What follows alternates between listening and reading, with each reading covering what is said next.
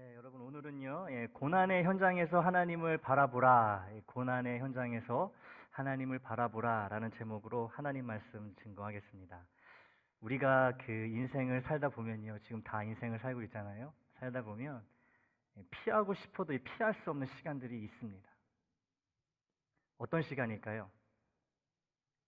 고난의 시간입니다. 피할 수가 없어요. 없더라고요.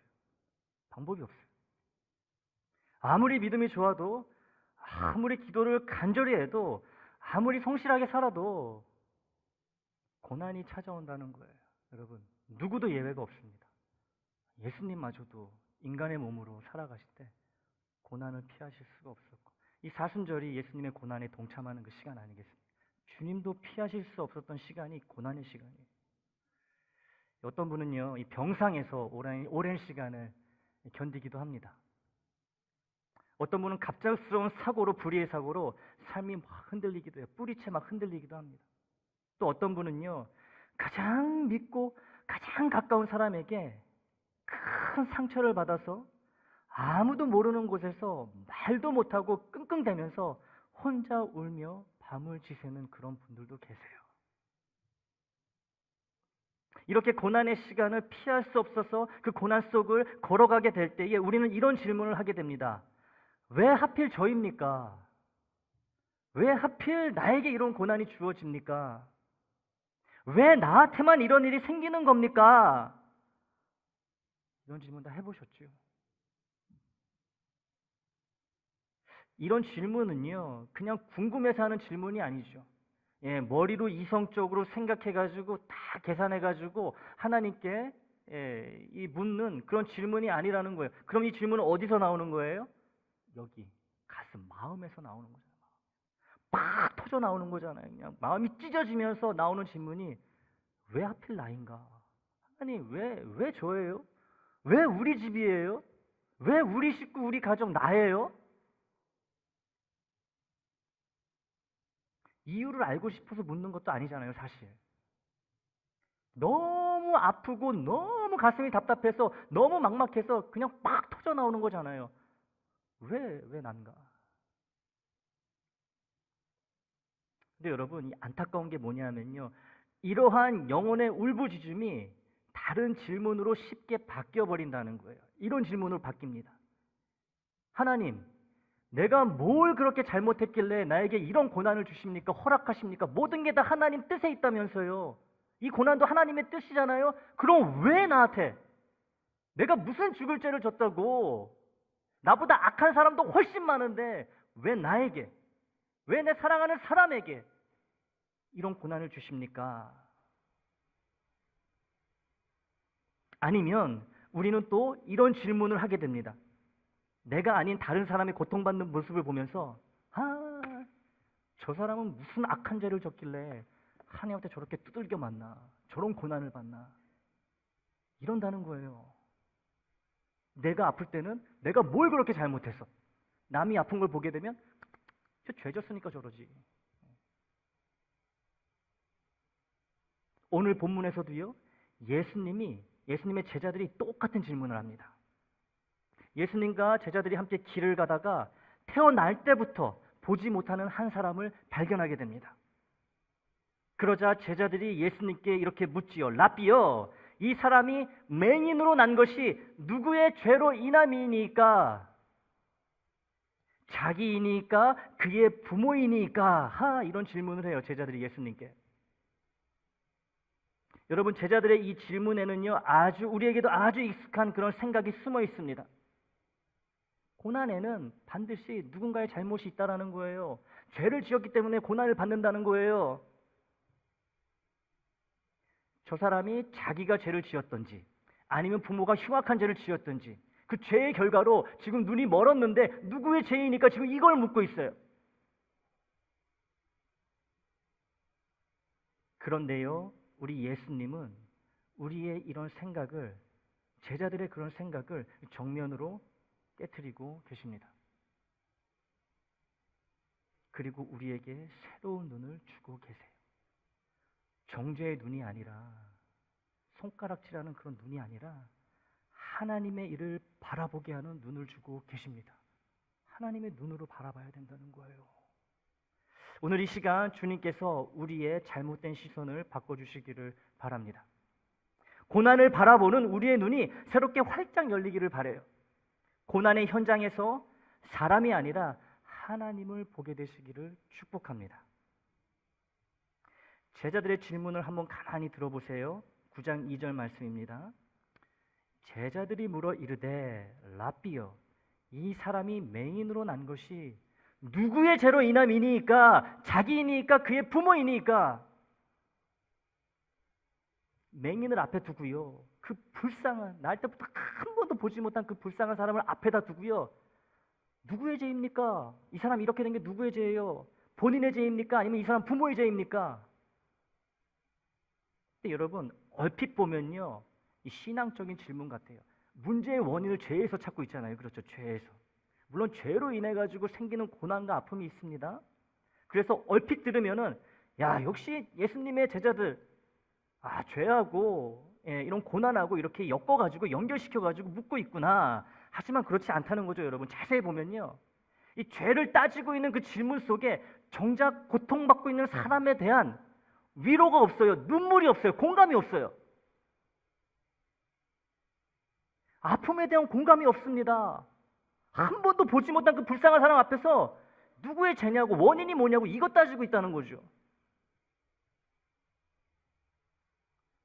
제자들에게 중요한 건 이 사람이 얼마나 고통 가운데 있는가, 얼마나 아픔 가운데 있는가, 이게 아니라 왜 이런 일이 생겼는가, 여기에만 집중되어 있어요. 아파하는 사람 그 자체보다 왜 이렇게 아프게 됐는지가 먼저였다는 것이죠. 순서가 잘못된 거죠, 여러분. 다시 말해서 제자들의 눈에 이 맹인은요, 하나의 인격체가 아니라 풀어야 하는 문제였던 거예요. 저 분명히 죄를 지어서 그랬을 텐데 무슨 죄를 지었던 걸까? 그냥 문제로 보는 거예요. 인격체로 보는 게 아니고 문제. 여러분, 이게 참 무서운 일입니다. 사람을 앞에다 두고요, 아파하는 사람을 앞에 두고요, 왜 이럴까? 이것만 이야기하는 것 참 무서운 일입니다. 이 아픔을 보면서도, 남의 아픔을 보면서도 느끼지 못하고, 남의 눈물을 보면서도 공감하고 같이 아파하고 위로하는 게 아니라 왜 저럴까? 왜 그러지? 여러분, 이런 모습이요, 신앙의 탈을 쓴 냉담함이에요. 아주 잔인한 모습입니다. 겉으로는 여러분 괜찮아 보여요. 죄에 대해서 이야기하잖아요. 여러분, 제자들이 이렇게 물었던 이유가 있습니다. 당시 유대 사회는요, 유대 사람들은 고난하고 죄를 직접 연결하는 생각이 깊게 자리 잡고 있었어요. 무조건 뭐가 잘못되면 죄 때문이라고 믿고 있었다는 것이지요. 그러니 주님께 이렇게 묻고 있는 거예요. 그러다 보니 고통받고 있는 사람은 보지를 못하는 거죠. 누군가가 삶에서 무너지게 되면요, 그 사람을 보면서 그 사람이 뭘 잘못했는지 그것을 그냥 눈 뒤집고 그냥 까뒤집고 막 찾았다는 거예요, 유대 사람들이. 누군가 고통당하면요, 그 모습을 보면서 아유, 저 사람 빨리 회개해야 되는데 수근덕수근덕 거렸다는 거예요. 제자들도 유대 사람들이니까 그런 영향을 받아와서 지금 이런 질문을 하는 겁니다. 그런데 여러분, 한국 사람인 우리도 별반 다르지 않다는 거예요. 누군가 이렇게 병들었다는 이야기, 아파한다는 이야기, 참 안 좋은 일을 당했다는 이야기를 들으면 교회를 오래 다니고 좀 신앙생활 했다는 우리 마음속에 이런 생각이 든다는, 불쑥 올라온다는 거예요. 평상시에 몸 관리를 잘 못했나? 저 사람 무슨 죄를 지었나, 하나님 앞에? 하나님 앞에 바로 살지 못해서 저런 거 아니야? 이런 생각이 스물스물 올라온다는 거예요. 심지어 여러분, 교회 안에서도요, 우리가 조심하지 않으면 이런 말이 불쑥불쑥 나오게 됩니다. 믿음이 부족해서 그래. 기도 안 하니까, 저 사람 기도 안 하더니 내가 저럴 줄 알았어. 저 사람 분명히 회개할 게 있는데 저게 아직 해결이 안 되니까 하나님은 막 사정없이 치시는 거야. 조심하지 않으면 막 튀어나오는 거예요. 그런데 여러분, 우리가 이런 말실수를 하게 되면요, 이게 그냥 실수해서 끝나는 게 아니라 당사자에게는요, 정말 날카로운 비수가 돼서 꽂히는 겁니다. 안 그래도 힘들어 죽겠는데 우리가 확인사살하는 거예요. 한 번 또 쏘는 거예요, 총을. 이미 아픈 사람을 더 아프게 하는 거예요. 이미 무너진 사람을 그냥 발로 밟아버리는 겁니다. 우리가 이런 식으로 대응을 하게 되면. 몸이 아픈데 마음까지 찢어지게 만들고, 안 그래도 상황이 힘든데 영혼에 수치심까지 줘버리는 거예요. 여러분, 고난 앞에 선 사람에게, 고난의 한가운데 그 길을 걸어가고 있는 사람에게 설명은요, 가장 나중에 해야 되는 말이 됩니다. 가장 나중에 해야 돼요. 먼저 고통받고 있는 사람에게 필요한 건요, 따뜻한 눈빛입니다. 예. 고통당하는 사람에게 무슨 죄를 졌으니까 저렇게 힘들게 해지, 이런 눈으로 쳐다보지 말자는 거예요. 아파하면 이유가 뭐가 됐든 간에 애처로운 눈빛으로 바라보자는 거예요, 서로를. 나는 안 아파요? 나는 그런 고난 안 당하겠어요, 살다 보면은? 따뜻한 눈빛으로 보고, 함께 아파하는 마음을 보여주고, 그냥 말없이 그냥 곁에 있어만 주면 되는 겁니다. 그게 먼저예요. 그게 먼저예요. 여러분, 문제의 정답보다 함께 흘려주는 눈물이 먼저 필요하다는 것이지요. 자꾸 답을 주려고 하지 마세요. 문제의 해석보다 상처를 감싸주는 그 따뜻한 온기가 먼저 필요하다는 거예요. 주님이 그러하셨듯이. 그런데 이 제자들은요, 이 맹인의 그 큰 아픔을 생각해보세요. 태어나면서부터 여러분이 못 봤다고 생각해보세요. 이거 얼마나 큰일입니까, 여러분? 얼마나 속상한 일이에요. 제자들은 그런 맹인의 아픔은 뒷전으로 하고 원인을 지금 찾고 있습니다. 하등 도움이 안 되는 거예요. 아니, 자기들이 원인 찾는다고 자기들이 그 죄를 해결할 수 있어요? 뭐 어떻게 할 거야? 그 아픈 사람을 먼저 안아주기 전에 답을 먼저 찾아가지고 답을 꺼내들려고 한다는 거죠. 해결도 못할 거면서. 여러분, 혹시 우리도 그렇지 않습니까? 누군가의 고난 앞에서 그 고난을 보면서 우리가 너무 빨리 말하고 있지 않아요? 너무 쉽게 판단하고 있지 않습니까? 너무 성급하게 원인을 찾고 있지 않아요? 그리고 막 말해주고 싶어 하지 않아요? 우리 주님은요, 우리 예수님은 오늘 그 차갑고 메마른 시선을 깨트리고 완전히 부셔버리고 계신 거예요. 부드럽게, 하지만 강력하게 말씀하고 계십니다. 예수님은 제자들의 이런 질문에 전혀 다른 말씀으로 답하십니다. 이 사람이나 그 부모의 죄로 인한 것이 아니라, 죄 때문이 아니라고 말씀하십니다. 그에게서, 이 맹인에게서 하나님이 하시는 일을 나타내고자 하심이라, 하나님의 일을 나타내기 위해 이 사람이 맹인으로 태어났다고 말씀하십니다. 죄하고는 관련이 없는 거예요. 질문이 틀린 거죠. 완전히 틀린 거예요.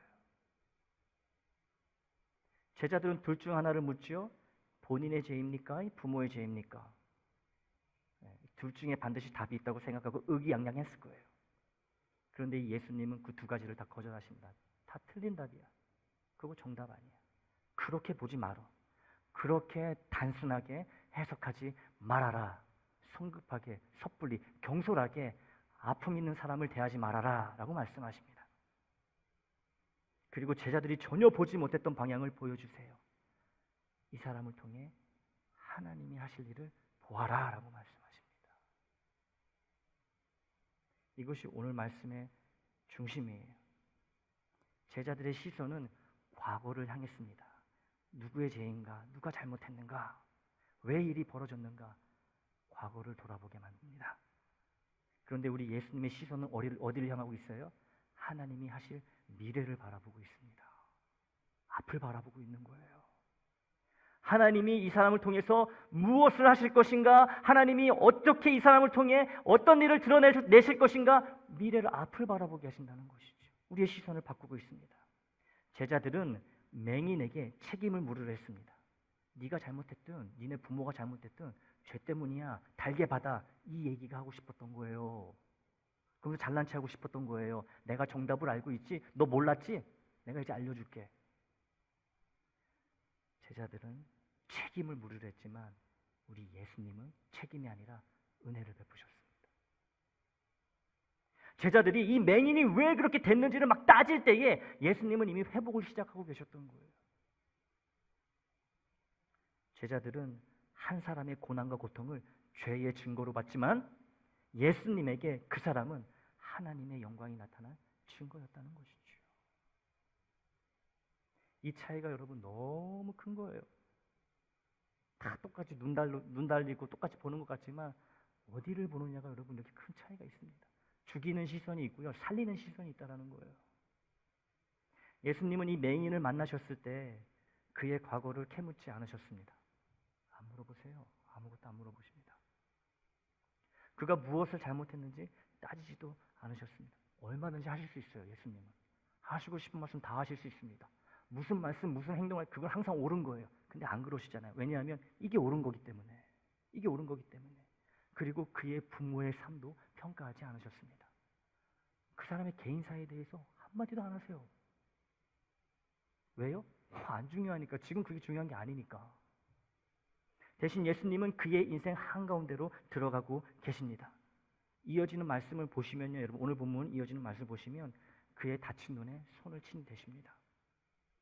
그리고 그의 어두운 눈을 뜨게 하시고 그가 보게 하시고 결국 그의 어두운 삶에 빛으로 들어가십니다. 예수님이. 우리 예수님은 늘 그러신 분이에요. 우리는 남의 허물, 내 눈에 있는 건 들보 같은데 남의 눈에 있는 아주 조그만 티끌 같은 거는 그냥 크게 보고 막 캐내가지고 막 보여주고 싶고 떠들고 싶지만 우리 예수님은 안 그러시는 거예요. 주님은 나의 더러운 죄악과 차마 눈뜨고 볼 수 없는 심각한 상처 앞에서 피하시거나 물러서지 않으십니다. 우리랑 다른 거예요. 우린 더러운 거 보면 본능적으로 고개를 돌리잖아요. 예수님은 안 그러시는 거예요. 모두가 외면하는 나의 아픔 앞에서 절대로 고개 돌리지 않으신다는 거예요. 그리고 나의 고난과 아픔 한가운데로 천천히 친히 들어오십니다. 내가 다가가지 못하면 다가오시는 거예요. 우리는 자꾸 이유를 알고 싶어 합니다. 이유가 너무 중요해요, 우리에게는. 왜 이런 일이 생겼는지, 왜 이 지긋지긋한 고통이 이만큼 오래 가는지, 왜 하필 나인지 너무너무 알고 싶어 한다는 이유에 우리가 지금 매달려 있다는 거예요. 이유에 집착합니다. 이유. 그런데 여러분, 우리의 믿음은요, 모든 것을 이해하는 데서, 모든 이유를 아는 거에서 시작하지 않습니다. 절대로 그렇지 않아요. 다 알면은 다 믿음 생활 잘할 것 같죠? 여러분, 절대 그렇지 않아요. 우리의 믿음은 이유를 다 몰라도 그 자리에 하나님이 계시다는 걸 믿는 데서 시작하는 거예요. 이게 믿음입니다. 다 알려주시면 제가 열심히 섬길게요. 예수 잘 믿을게요. 천만의 말씀이다, 여러분. 그건 믿음이 아니에요. 뭐가 뭔지 몰라도 어안이 벙벙해도 주님이 지금 나와 함께 계신다는 그런 확신이 있다면 그게 믿음이라는 것이지요. 주님은 이런 믿음을 원하시는 거예요. 아니, 알아가지고, 여러분, 다 알아가지고 우리가 신앙생활 잘할 것 같으면 예수님이 왜 감추시겠습니까? 왜 다 알려주지 않으시겠어요? 그게 아니니까. 예수님은 오늘 우리에게 말씀하십니다. 너는 자꾸 죄를 찾으려고만 하지만 나는 너에게서 하나님이 하실 일을 보고 있단다 말씀하시고요. 너는 자꾸 무너진 너의 자리만 보면서 통곡하지만 나는 회복을 보고 있단다 말씀하시는 거예요. 너는 어둠을 바라보지만 나는 그 어둠 속에 스며들 빛을 보고 있단다. 지금도 말씀하고 계십니다. 너무 다른 거예요, 시선이. 우리도 주님의 시선을 따라가야 되겠죠. 이게 복음입니다. 복음은요, 상처 입은 사람에게 가가지고요, 당신 왜 그렇게 되었습니까? 절대 묻지 않습니다. 이건 복음이 아니에요. 복음은 상처 입은 사람에게 다가가서 주님의 이름으로 선포하는 것입니다. 주님이 당신을 회복시키십니다. 제일 먼저 이 이야기를 건네는 게 복음이라는 거예요. 왜 그런지 따지는 게 아니라.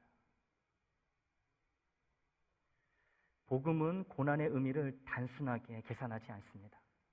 복음은 고난의 자리 속으로 쑥 들어와서 하나님의 뜻을 이루어간다는 거예요. 여러분, 요셉의 삶이 그랬잖아요. 형들로부터 버림받았어요. 팔려갔습니다. 억울하게 옥에 갇히는 시간을 보냈어요. 여러분, 요셉의 이런 삶을 보면서, 여기까지 삶을 보면서 어느 누가 그의 인생을 하나님의 역사라고, 일하심이라고 말할 수 있겠습니까? 그런데 우리 하나님은 그 긴 고난의 시간을 통해서 요셉 한 사람의 인생만이 아니라 수많은 사람의 생명을 살리는 구원의 길을 예비하고 계셨잖아요. 그러나 여러분, 우리가 고난을 단순하게 접근하면 안 돼요. 그냥 죄의 문제로 접근하면 안 됩니다. 고난의 자리에서 특히 고난받은 자를 보게 됐을 때 우리는 같이 아파해 주자. 손 내밀어 주자. 위로해 주자. 그리고 내가 이해할 수 없는 고난 가운데 있을 때도 어떻게 하자? 하나님께 왜 하필 나냐고 따지는 것이 아니라 도저히 이해할 수 없지만 하나님이 이 상황 가운데서도 나를 선하게 이끌어 가심을 내가 믿습니다. 믿어지는 믿음을 더하여 주시옵소서. 이렇게 하자는 거죠. 다른 방법이 없어요, 여러분. 더 좋은 방법이 있으면 저한테 좀 알려주세요. 저는 찾을 수가 없습니다. 십자가도 마찬가지예요. 사람의 눈으로 보면 십자가는 완전한 실패의 자리입니다. 저주의 자리예요. 패배입니다. 홀로 버려지는 자리가 십자가의 자리예요. 가장 큰 고난입니다. 그런데 하나님의 눈으로 보면요, 바로 그 자리가 어떤 자리였어요? 구원의 자리였습니다. 생명의 자리였어요. 가장 어두운 곳에서 가장 찬란한 은혜가 피어났습니다. 가장 깊은 절망의 자리에서 가장 놀라운 소망이 솟아났던 거예요. 그 자리가 십자가의 자리라는 것이죠. 그러므로 고난이 있다는 사실이 하나님이 없다는 증거가 될 수 없습니다. 내가 고난받고 있다는 이 사실이 하나님이 나를 버리셨다는 증거가 될 수 없다는 거예요. 오히려 때로는 나의 이 고난이 하나님께서 가장 깊이 있게, 가장 강력하게 일하시는 자리가 된다는 것이죠. 오늘 맹인의 자리처럼. 오늘 이 말씀을 듣는 우리는 그럼 어떻게 살아야 될까요? 먼저 내 고난을 바라보는 시선을 바꿔야 합니다. 혹시 오늘 이 자리에 말 못할 고난 가운데 있는 분이 계십니까? 목사인 저한테도 말을 할 수가 없고 가까운 교우에게도 말할 수가 없고 그냥 하나님께만 이런 식 저런 식으로 표현할 수밖에 없는 그런 고난 가운데 계신 분이 있으십니까? 오래 끌어온 병으로 지친 분이 계십니까? 기도해도 풀리지 않는 문제 앞에서 홀로 외롭게 서 계신 분이 있으십니까? 관계의 상처 때문에 마음이 쫙쫙 갈라져 있으신 분이 계십니까? 또 계속되는 실패로 스스로를 자꾸 정죄하고 있는 분이 계시나요? 그렇다면 오늘 주님의 말씀을 들으시기를 바랍니다. 주님 말씀하십니다. 너의 그 질문에만 갇혀있지 말아라. 왜 너에게 이런 일이 생겼는가만 붙들지 말아라. 이 자리에서 내가 너에게 무엇을 하려 하는지 기다리고 바라보아라. 들으시기를 바랍니다. 물론 쉽지 않아요, 여러분.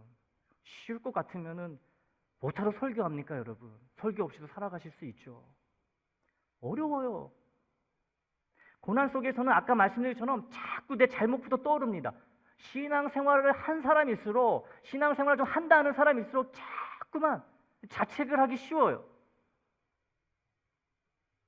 그러다가 하다가 나를 자책하는 게 이제 힘들어지면 어떡합니까?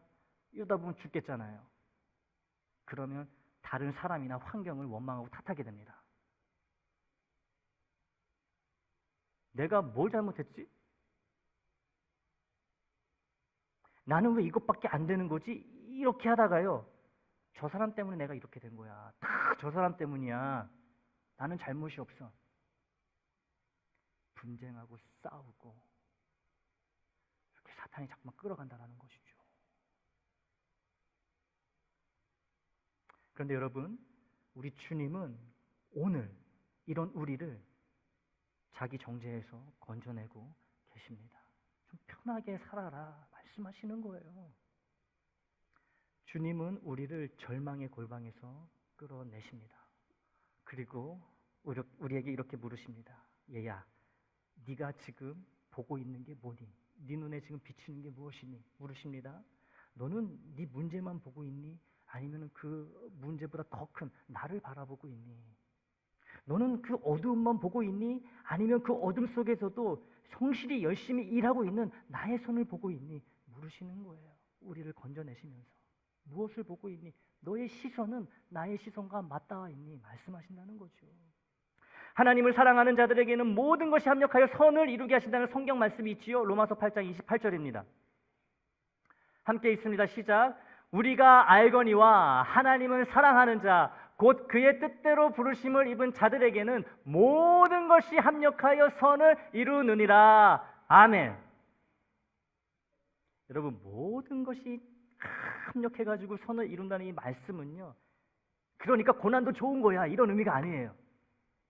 아픔도 좋은 거야, 괴로운 것도 좋은 거야, 이런 의미가 절대로 아닙니다. 우리가 흘리는 이 눈물이 가볍다는 뜻도 아니에요. 야, 뭘 울어, 딱 하나님이 다 좋게 하신다는데, 이런 뜻이 아닙니다. 아픔이 별것 아니라는 뜻이 아니라는 거예요. 여러분, 이 말씀의 요점은 분명합니다. 하나님 손에 붙들린 고난은 헛되지 않다는 거예요. 하나님 안에서 아파하는 것은 절대로 헛되지 않다는 거고요, 하나님께 맡겨진 눈물은 절대로 버려지지 않는다는 의미입니다.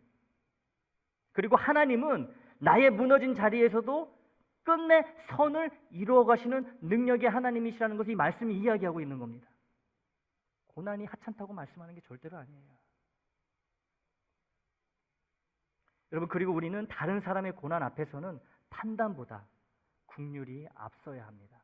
여러분, 다 이런 마음을 가지시기를 축복합니다. 판단하고 정죄하고 분석하고 뒤에 가가지고 쑥덕쑥덕대는 이런 마음이 아니라 긍휼히 여기는, 불쌍히 여기는 거예요. 불쌍히, 동정하는 게 아니라 단순히 같이 아파하자는 거지요. 여러분, 우리 주변에는 아파하는 사람들이, 아픈 사람들이 참 많습니다. 몸이 아프든 마음이 아프든 삶이 힘들든 아픈 사람 너무 많아요. 그 중에 나도 포함이 되는 거고요.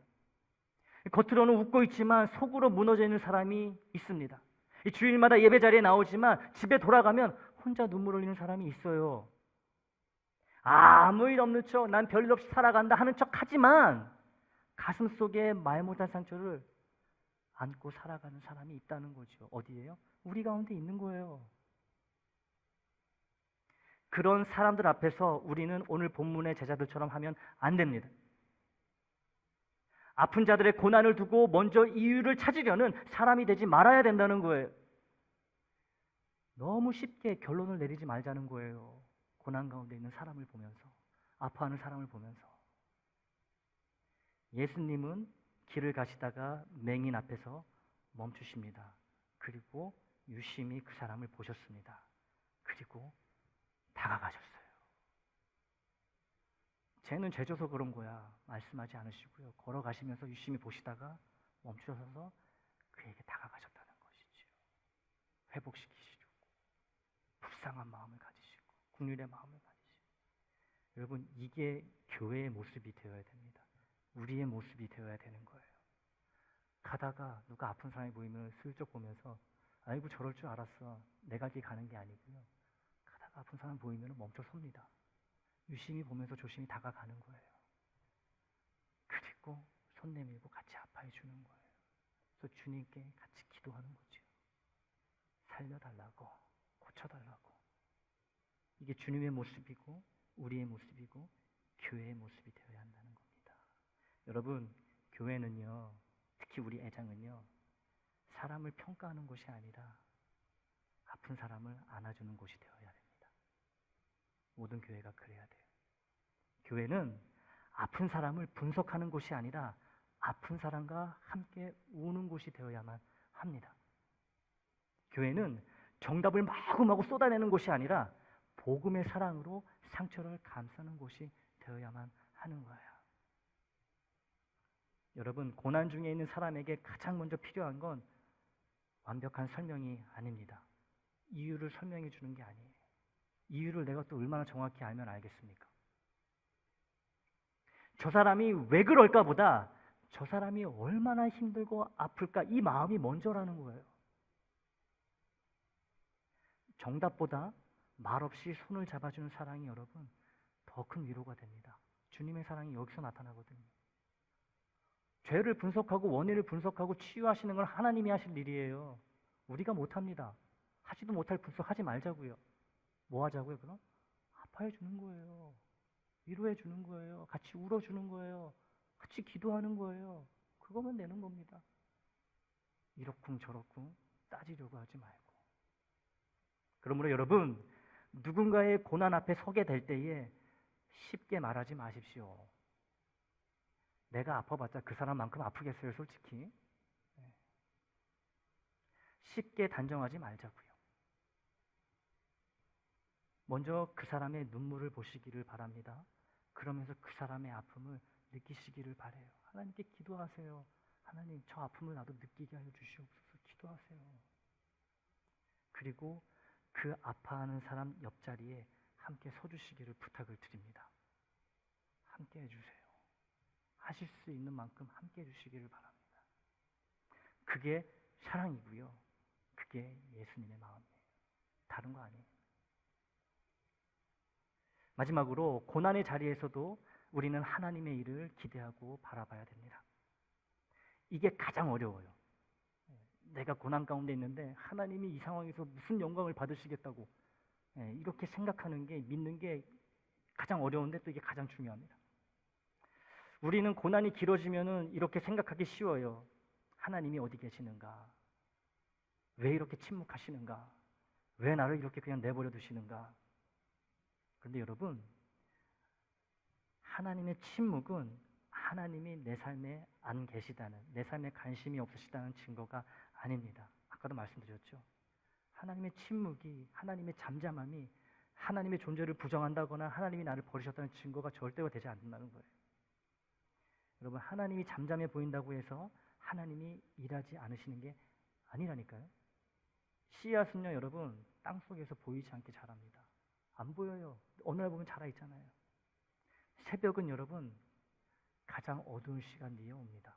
절대 안 올 것 같은 이 아침이 가장 어두운 시간이 지나고 바로 오잖아요. 하나님의 일도요, 때로는 나의 눈에 보이지 않는 자리에서 더 깊이 있고 더 묵직하게 진행이 되고 있습니다. 고난 가운데 의심하지 말자고요. 힘들더라도. 여러분의 눈물이 떨어지는 그 자리에서 하나님은 여러분의 믿음을 아름답게 빚어가고 계십니다. 내가 잘 못 느낄 뿐이지만. 나의 상처난 그 자리에서 하나님은 더 깊은 위로를 항상 준비하고 계세요. 내가 이해할 수 없는 고난과 고통의 시간 속에서 하나님은 언젠가 나의 이런 고난을 통해 누군가를 살릴 간증을 만들고 계신다는 것이지요. 제가 몇 번 말씀드린 적이 있습니다. 여러분만이 갖고 있는 아픔이 있어요. 여러분만이 독특한 아픔이 있습니다. 그거 왜 주신 줄 알아요? 살아가다 보면, 신앙생활 하다 보면 여러분 어디서든 나와 똑같은 문제로, 내가 겪었던 그 문제로 아파하는 사람을 만나게 되어 있습니다. 나만이 위로해 줄 수 있는 사람을 만나게 하신다니까요. 그래서 그 아픔을 주시는 거예요. 그 아픔을 잘 사용하시기를 바랍니다. 여러분, 내가 겪는 아픔을 잘 알지도 못하는 사람이 와가지고 막 아는 척하면 어때요? 부하가 치밀어 오릅니다. 시비 거는 것도 아니고 싸마자는 것도 아니고 당신이 나를 뭘 안다고 이렇게 돼요. 그런데 내가 어떤 문제로 아파하고 있는데 똑같은 아픔을 겪었던 사람이 나에게 와가지고 많이 힘들지, 이 한마디만 해도요, 마음이 그냥 녹아내리는 거예요. 그러니까 여러분만이 가지고 있는 그 아픔이 있잖아요. 아직도 어쩌면 그 이유를 모르는, 왜 나에게 이런 고통이 있었는지 모르는 그런 고통이 있잖아요. 잘 간직하셨다가요, 하나님이 분명히 나의 위로를 필요로 하는 사람을 만나게 하실 때 잘 꺼내가지고 위로해 주시기 바랍니다. 여러분만이 하실 수 있는 거예요, 그 위로는. 그러므로 오늘 우리가 해야 할 일은 정답을 내가 다 알고 있다고 말하는 게 절대로 아닙니다. 다 이해한다고 말하는 것도 아니에요. 그냥 이렇게 고백하는 겁니다. 주님, 왜 이런 일이 일어나는지 저는 솔직히 몰라요. 모릅니다. 그러나 주님이 이 상황 가운데도 나와 함께 하심을 저는 믿습니다. 이 고난 가운데서도 주님이 나의 손을 놓지 않고 붙잡고 계신 줄 믿습니다. 이거라는 거지요. 여러분, 지나고 나면 아시잖아요. 이유는 별로 중요하지 않아요. 이유는 별로 중요하지 않습니다. 하나님의 은혜가 어떻게 남았냐가 중요하잖아요. 이 고백이 여러분 믿음이 됩니다. 사랑하는 애장 식구 여러분, 오늘 본문의 맹인은요, 사람들의 질문 속에 둘러싸여 있었어요. 누군가는 그를 풀어야 될 문제로 봤고요, 골칫거리로 봤고요, 누군가는 그를 이야기거리로 봤습니다. 누군가는 그를 죄의 결과로 봤어요. 그런데 예수님은 그를 다르게 보셨습니다. 예수님은 그의 상처를 보셨고 그의 어둠을 보셨고, 그리고 나아가서 그의 인생의 앞으로 나타날 하나님의 영광을 보고 계셨다는 거예요. 오늘 주님은 우리도 그렇게 보고 계십니다. 고난 가운데 아픔 가운데는 이 소망이라고는 전혀 보이지 않는 이런 나의 상황이지만 우리 주님은 맹인을 보셨던 그 시선으로 나를 동일하게 보고 계신다는 거예요. 혹시 지금 고난 가운데 계십니까? 왜 이런 시간을 지나야 하는지 알 수 없어서 기도조차 눈물로만 할 수밖에 없는 그런 분이 계시네.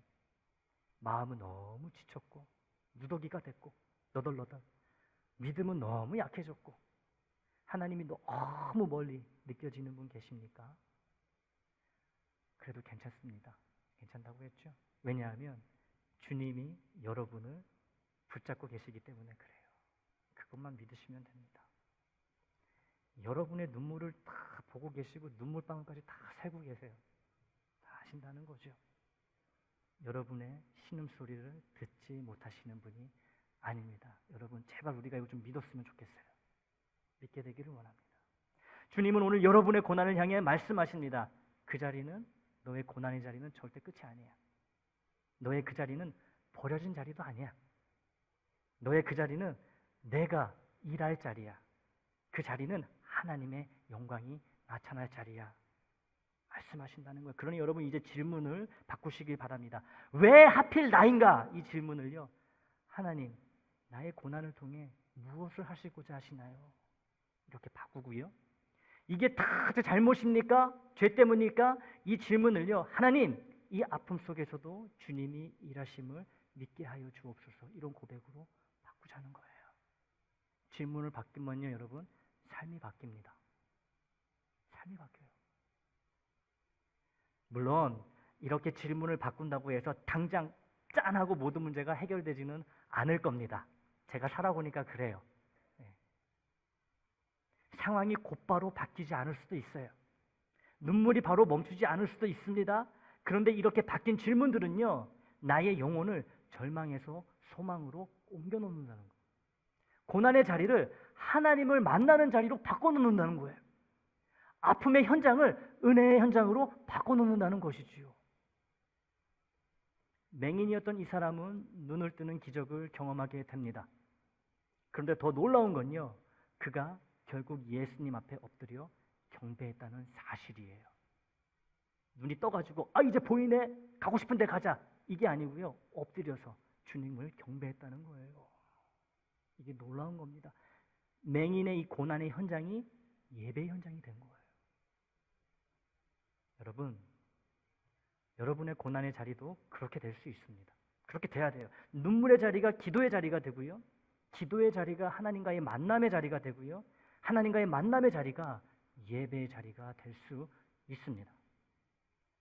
이게 고난이 주는 유익이에요. 오늘 요한복음 9장 3절의 말씀을 가슴에 새기시기 바랍니다. 함께 읽겠습니다.